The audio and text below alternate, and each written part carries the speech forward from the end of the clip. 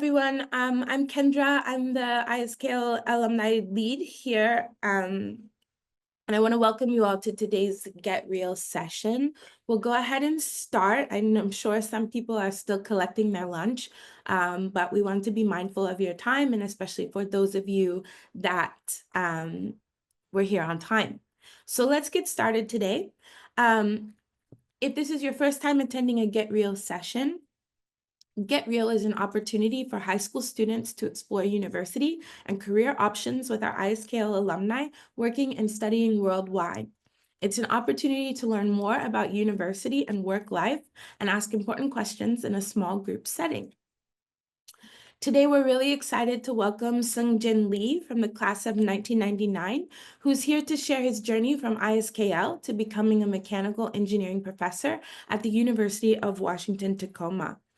Seung Jin was born in Seoul, South Korea, but spent much of his childhood in Kuala Lumpur.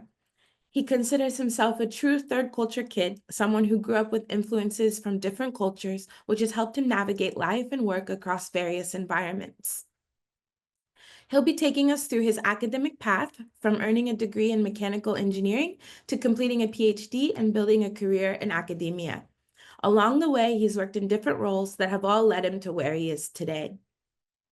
Seung Jin credits ISKL for sparking his love of learning and appreciates how his teachers made subjects like calculus, chemistry, social studies engaging and relevant to real life.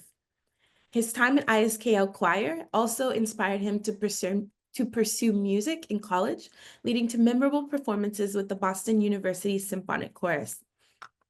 Seung Jin's story is one of balancing academics, culture, and passion, and we hope his journey offers you insights, inspiration, and maybe some answers to questions you have about your own future. There'll be time at the end for questions, so feel free to drop your thoughts in the chat as he speaks, and we'll make sure they get answered. Please join me in welcoming Seung Jin. So I graduated ISKL in 99, which is a quarter century ago. So probably long before all of you were born. Maybe actually be old, some of as old as some of your parents. But I certainly don't feel that old. ISKL seems like yesterday to me. In fact, I actually visited ISKL over the summer, and so I got this hoodie. So I'm wearing that pretty fittingly. Anyway, so as I was introduced, I am a professor of mechanical engineering at the University of Washington Tacoma. Um, I had major. I'm going to basically tell you a little bit about myself, but I spent most of my life, most of my school before going to college and everything, graduate school, and even postgraduate school almost pretty much stayed in academia. So hence the title, almost never having left school in my life in academia. So a little bit more about myself. So I'm an assistant professor of mechanical engineering at the School of Engineering and Technology at the University of Washington Tacoma, which is, by the way, a branch campus of the University of Washington, Seattle, which some of you may be familiar with. I've been here since 2020. Our School of Engineering Technology offers degrees in mechanical engineering, civil engineering, electrical and computer engineering, computer science, and information technology. And I've previously was a faculty member at the University of Michigan, Flint, from 2014 to 2020. And this is just an aerial view of our campus. Let me actually show you. So this is, by the way, the all of downtown Tacoma. So Tacoma, by the way, is about 45 minutes south of Seattle, Washington. Sort of like I would compare it to like Klang or Shah Alam. Yeah, how it's sort of its regional proximity to KL. So it is the third largest city in the state of Washington. So up here with these tall buildings, that's the downtown Tacoma. This is still considered downtown Tacoma, but this is where most of the commercial activity occurs. And this is, by the way, the Port of Tacoma, one of the largest ports on the west coast of the U.S. This here is probably the heart of campus. So, it's a pretty urban campus, mostly surrounded within the core of the city. It's surrounded by different museums. This is the art museum here. This is the Museum of Glass. My office is in this building, and we built a new building on this side, which is a lot of the engineering and business facilities. But anyway, a little bit more about myself. So I have a family, wife, and a 12-year-old son, Jaden. We live near Tacoma, but this is we like to travel. This is a picture of us recently in Disneyland, California Adventure Park. I am a very big pop culture fan. So some of you may know Cobra Kai. So, but maybe even Karate Kid from way back. This is a picture of me I took at an event with the stars of that series. You may recognize them. I took this picture pretty recently. This is not at the current campus. This is actually at the Ampang campus, which I believe some of you who have been, if you've been at ISKL long enough, may have been there or may have attended that campus. But nah, this is probably one of the last remaining remnants of the former ISKL campus. So I sort of just strolled in and saw this logo still on one of the doors and took that picture. Um, but anyway, I believe you may be interested more in my timeline as in regards to attending college in the US. Also, so if some of you may aspire to be a professor, what that entails. So being a third culture kid, I come from I've spent a lot of time in different cultures. I'm Korean, speak Korean fluently, but I was born in Korea, Seoul, South Korea, but left about a year later, and actually moved initially to Singapore. Spent a couple years there, but I spent all of my K-12 years in KL. I at ISKL, I was there from seventh grade to 12th grade, so 5 years at ISKL. So it was pretty formative for me. I only have good memories of being at ISKL. Like Kendra, basically, when she introduced me, she mentioned activities such as choir, ISKL singers, um, uh, that those were the initial, the early days of the internet. So I actually spent a lot of time updating the website, the iScale website, even did some updates when going to IASIS events and all that. Did a little bit of track and field and basketball. But anyway, I eventually moved on to attend Boston University, major in mechanical engineering. And then actually spent about a year working, actually going back to KL and working in a construction firm. And then went back to grad school actually at Carnegie Mellon, majored in civil and environmental engineering because I wanted to pursue some construction related. I wanted to do project management, basically, uh, whereby I plan out construction projects. Thought it was entailed a lot of business elements as well. But eventually, I started gaining a lot of interest in research and wanted to pursue doctoral degree. And more specifically, I got a lot more interested in the sustainability side of things. So I decided to pursue research in sustainable engineering. So I actually went to University of Washington where I found a mentor that did a lot of work in that field.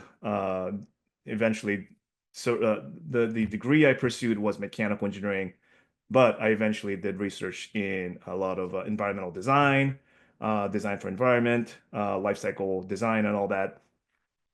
Initially, I did not want to be a professor. Uh, I wanted to work in industry. I want to go design, participate, and build things, make things that are more sustainable and all that.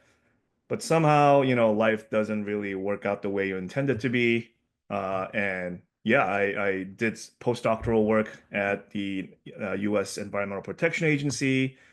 Uh, really got into research and even eventually teaching. So, you know, if, like I said, all this led me to becoming a professor. So again, that's a huge life lesson. You never really know what life entails. So maybe some of you may be interested to understand what a professor actually does, right? Besides just teaching in college classrooms. So we spend a lot of time doing research. Although the degree to which or the scale of research may vary depending on the type of institution that a professor works in, we tend to do a lot of research, working with students, both undergrad and graduate students, and with even colleagues, different professors within the university or out in different universities. And whatever your field may be, you're trying to find practical solutions to real world problems. So a lot of applied research. A lot of professors who may work in the pure sciences or mathematics, for example, may be doing a lot more basic research. By basic, we don't mean like elementary type of research. We're talking about theoretical research, right? Coming up with new ideas and new theories. But engineering is more about finding practical solutions, right? Using existing knowledge to come up with actual solutions. We also mentor students. In fact, we also mentor other faculty that maybe lower in rank or maybe younger, and help them sort of survive being a professor, right? So, but we mostly mentor students outside. Obviously, we mentor them in the classroom by teaching, but we also mentor students outside the classroom, whether it be career advice, helping them do research, helping them sort of find uh, career pathways, like I said, helping them maybe find internships and all that, giving them good advice.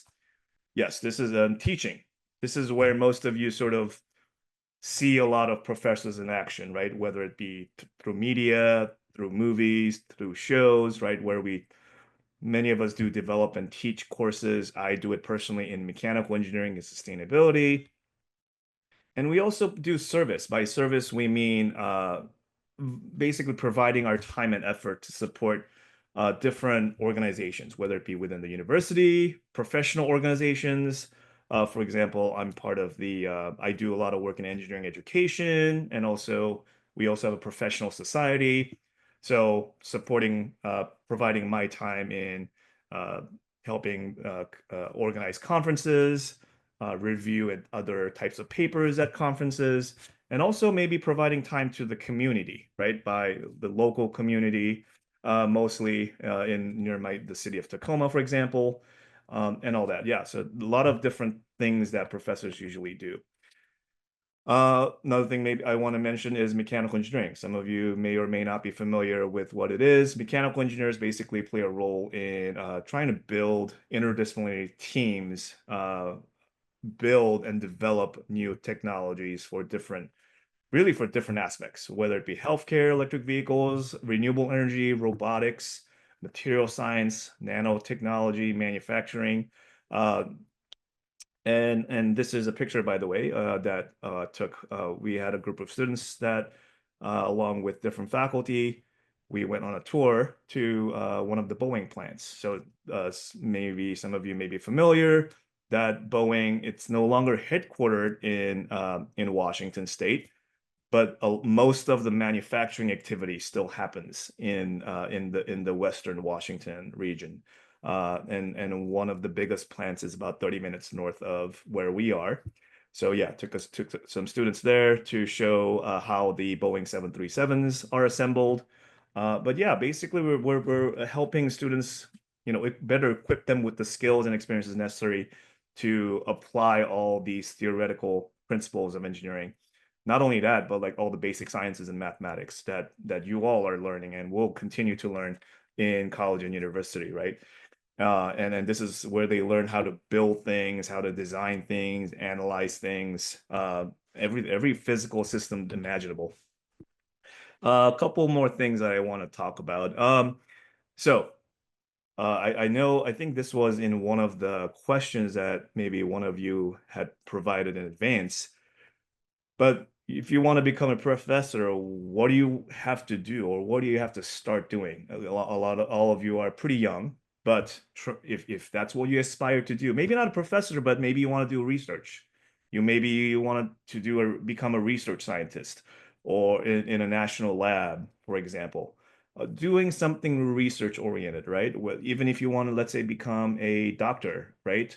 Research doctor or whatever kind of profession in the medical field. That involves a lot of research as well. So I would say a lot of the tips that I'm going to talk about does apply to the broad field of practice of engineering. So here's what you can start doing. Obviously, get a bachelor's degree with a good GPA. So I'm sure many of you are gonna thinking of pursuing that. So that's a given.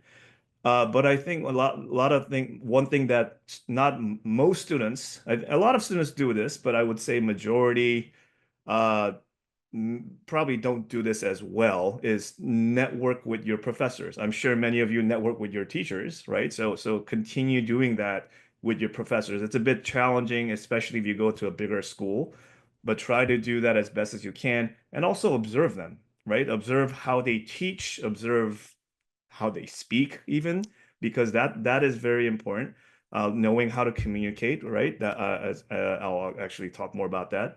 Uh, uh, Down the list here. Also decide what field you want to specialize in, right? I know it's some of you for some of you it's not easy at this point, but try to think of what you want to pursue. Maybe thinking of it in terms of a career goal, right? I want to do this. Then think what kinds of majors you might want to pursue in order to accomplish those career goals. Gaining research experience, right?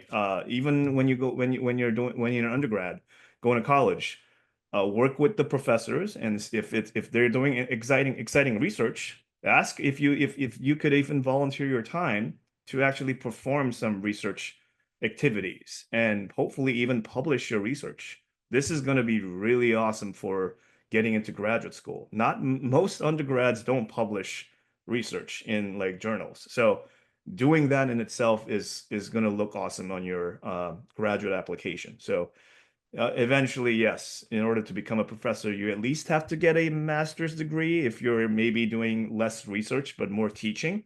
But if you eventually, if you want to do research, then yeah, you do have to get a doctorate degree of some kind. Um, and while you're doing that, try to gain teaching experience, whether it be tutoring.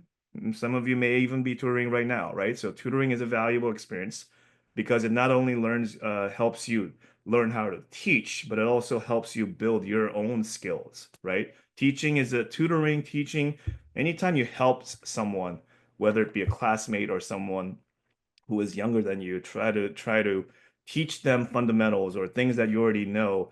It not only like I said, builds your ability to communicate, but also builds on your own skill sets, right?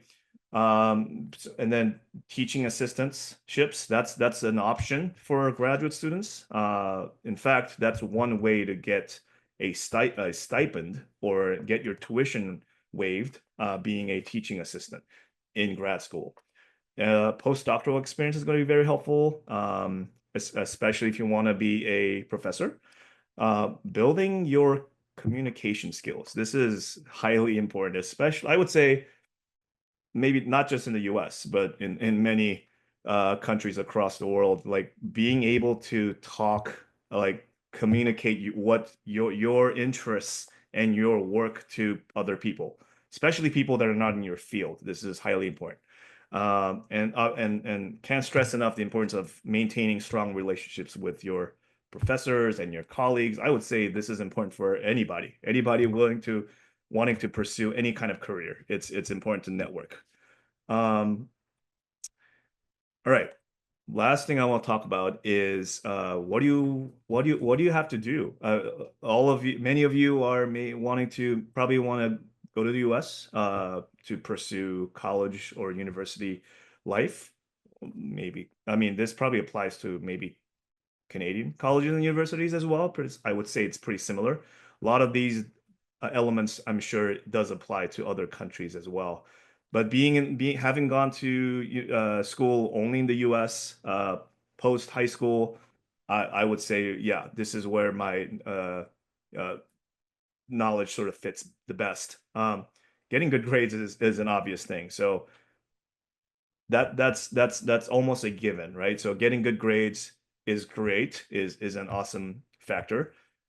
That's not the only thing, as you'll soon see. I mean, I guess if I take a step back, I think just to give you a little bit of a caveat, a lot of universities these days, more so than in the past, they perform basically a holistic review, whereby they don't just have a checklist of, okay, this is you met the minimum requirements, or you got good grades, you got good test scores, we'll let you in, or you did all these extracurriculars, so you're good. No, that's not how it works, right? So they do perform a holistic review.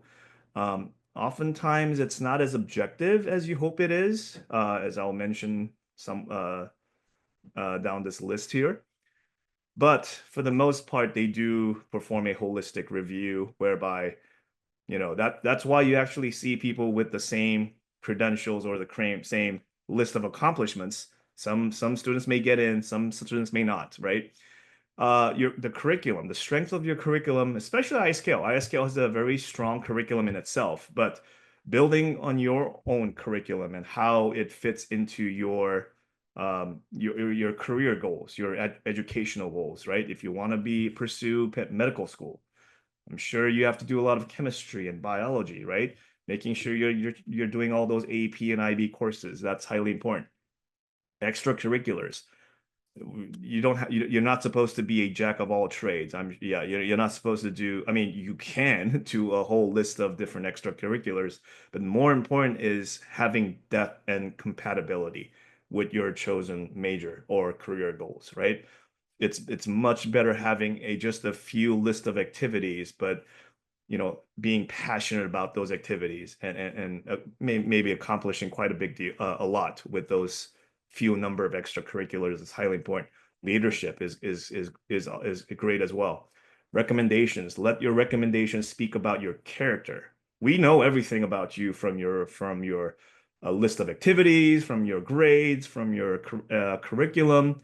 But what else, right? Your teachers and anyone else, your references are supposed to talk about your character and how you fit into university life, right? And also you have to do it yourself. You have to demonstrate interest through all your materials, especially your personal statement, your values and your goals and how they fit into the university of your choice, right? The last one, this is where things can get a little subjective, right? The fit.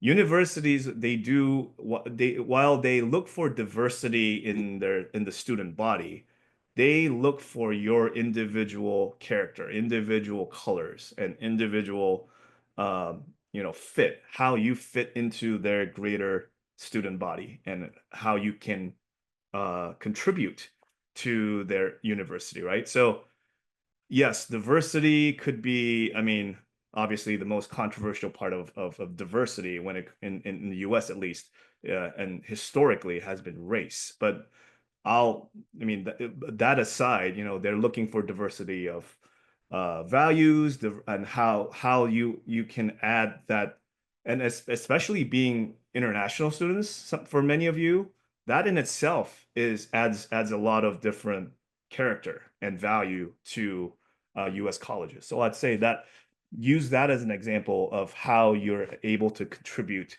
to any university that you wish to apply to, right? So as an example. So I know there may be additional questions, so I'm going to actually stop there and maybe address some of your additional questions. But if you have any for me after we're done here, you have my email here. You also have access here to my LinkedIn and my UW University of Washington homepage. So different ways you can get in touch with me. But yep, that's it for now. Thanks. Okay, Seung Jin, thank you so much for that insightful and kind of honest look at the admissions process, especially for some of these STEM subjects and competitive engineering fields that a lot of our students are interested in. I think it's really good for them to hear an honest take on that process, especially coming from a representative of the school themselves or a professor at the school themselves. It's always good to get that firsthand insight. We did have one question that someone put into the chat. It says, why do you choose mechanical engineering? How how is the course studying in university compared to the knowledge studied in high school? So I guess they're looking to see what did you learn in high school that helped prepare you to study this in university, or how much more rigorous is it? Those sorts of things. Yeah, so I initially, so I don't know, I mean, so I was good in physics and math. So I have no engineers in my family. My parents, neither of my parents were engineers. I like cars. This is high school me thinking. Like I loved cars. I never really worked with cars a whole lot, but I thought I was good in math, I was good in physics, and my physics teacher at the time at ISKL was like, you should do some kind of engineering, right? So because that seems like a good fit. So okay, so I decided to look for what would be the best type of engineering for me to pursue if I wanted to work in a car company, in the automotive field. I eventually didn't, as I already you probably guessed, I never actually ended up working in the automotive field. But yeah, mechanical engineering seemed like a good fit. But I would say, Kendra, remind me. So the second part of that question was about courses. Yeah, I think the difference like between high school and maybe undergrad in Oh, the different challenges, like yeah. how much more difficult was the math in university than in high school? Yeah, so I mean I'll tell you briefly. So I aced that's the only thing I'll brag about. Like I aced AP calculus. So I was like, "Ooh, I this stuff is easy." And first class in college freshman year took Calc 2 and my final grade was a C.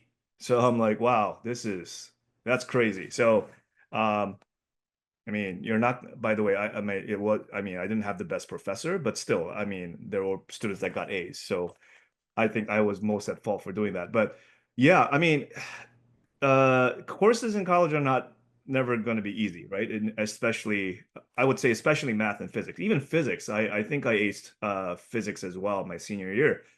What happened? Like physics, I think I did do fine my first physics class in college.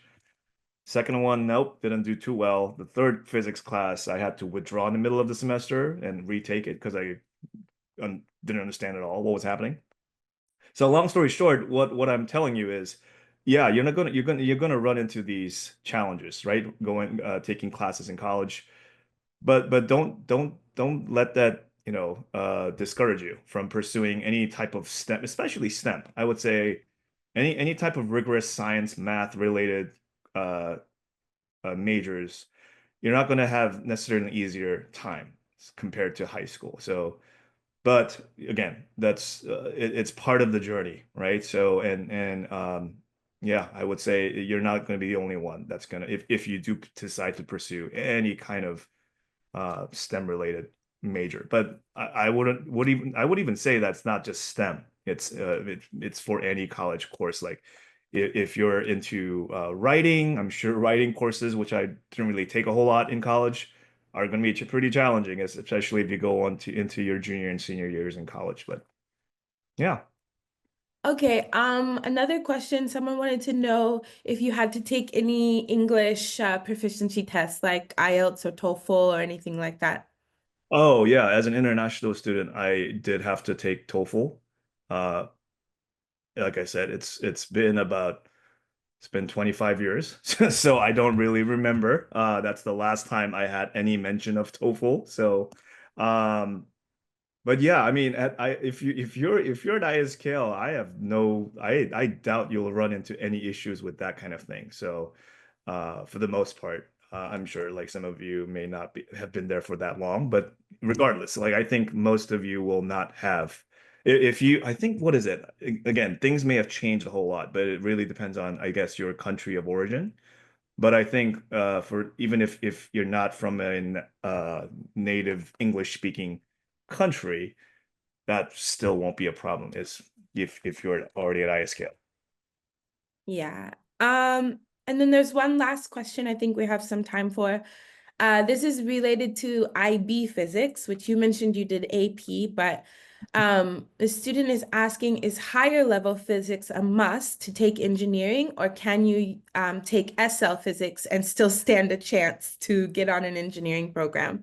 So I think do you have to do the advanced course, or can you do the regular course and still apply for engineering programs?